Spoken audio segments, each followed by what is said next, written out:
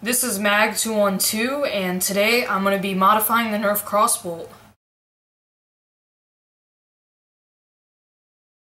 I'm not going to go over the internals of the Crossbolt extensively because I plan to have a mod guide posted on it, but once you remove this gray piece from the bow arm, loosen your string, and unscrew all the screws, your priming handle should come off, and you should be able to lift off the top portion of your shell. So now I have removed basically every lock from the Crossbolt, so I can pull the trigger whenever I want, and I can fire even if I don't have a dart or a clip in the gun. I've also cut the bowstring so that I can tie it tighter, and that should increase the power since the string is what directly propels the dart. Other than that, I think now I'm just going to sand down the gun and paint it. So now what I've done is I've made a little polycarbonate piece, and this is to counteract the magazine problem because whenever you apply force to the back, you'll accidentally touch the magazine release and your clip will fall out. So I just glued 3 layers of polycarbonate to the right side of the shell of the Crossbolt so I could still take it apart. And this prevents your shoulder from coming in contact with the clip release, or the magazine release. So as you can see, I've sanded down the Crossbolt, and I've sanded especially heavy in the areas where the priming handle comes in contact. And I also noticed that if you take apart the little prongs on the inside, you can split the 2 halves apart. And this is going to make painting much easier, and you could get more complex paint jobs this way. I didn't sand very heavily because I don't want to get rid of the digital camo because I think that always looks cool when you paint guns and it helps break up the large amount of color. I know a lot of people are going to ask me how to separate the 2 parts of the shell, so I'm going to show you with this side. There are little prongs holding the shells together, and I'm just going to kind of push them off, and you should be able to kind of wiggle it out, and always start with the front because then it'll make it easier to get the back out. And you just kind of work at it, and there are little prongs right here holding that in, and those should come off once you take off the front ones, and there you go. I've started to do something crazy, and there's no going back now.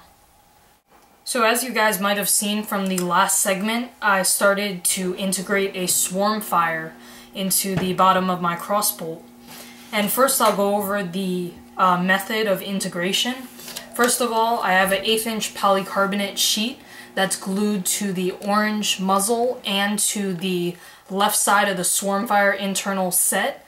And that's so that I can split the Swarmfire apart to paint it and to reassemble it. I also have an 1/8 inch polycarbonate sheet here, and that's just helping to strengthen the bond between the Crossbolt and the Swarmfire.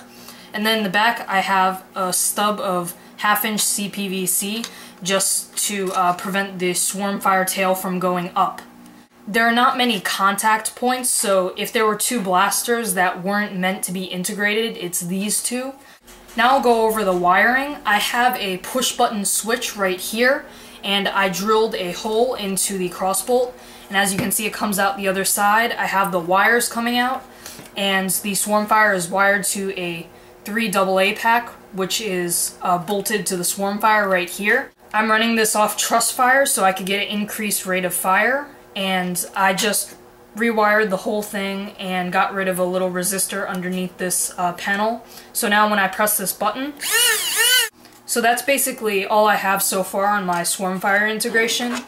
And as you can see, it's located in a very good position because it doesn't impact any of your hand movements here, but you can access the Swarmfire button if you need to. But I think this truly is the last segment before I go and paint it, so I already have everything sanded down and all of the warning labels are sanded off, so I'm gonna go put down a base coat.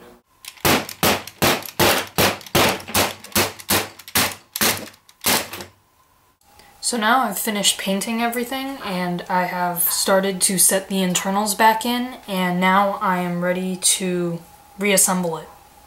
So this is my finished Crossbolt Swarmfire integration, and I'm finally getting around to doing the overview segment of this video. This is a Rust-Oleum Ocean Blue spray paint as the base, and the black that you see is a duplicolor vinyl dye.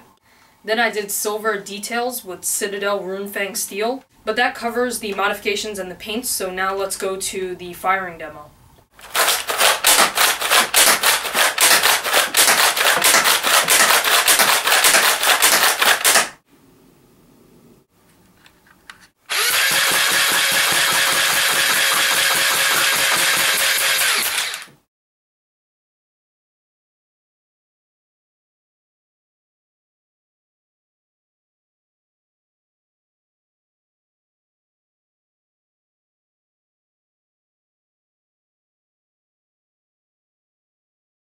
As you can see, the crossbolt is shooting very well. I didn't think I was going to like the crossbolt right off the bat because I didn't like the idea of a string propelling a dart because it just seems too easy to increase the performance of it, and I didn't think I was going to like it, but now that I did increase the performance, I like it very much. The Swarmfire is also shooting very well. It's shooting stock ranges, but it's mostly just a kind of funny thing, and this integration is very stable. I don't want to bang it now because I applied the paint, but it's very stable, and these polycarb plates right here are making the integration very strong, and it's very stable.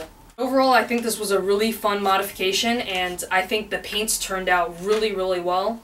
I love the blue and the black and the silver. I think the color combination is really nice. But that's the end of my process video on my Crossbolt Swarmfire integration. Thanks for watching.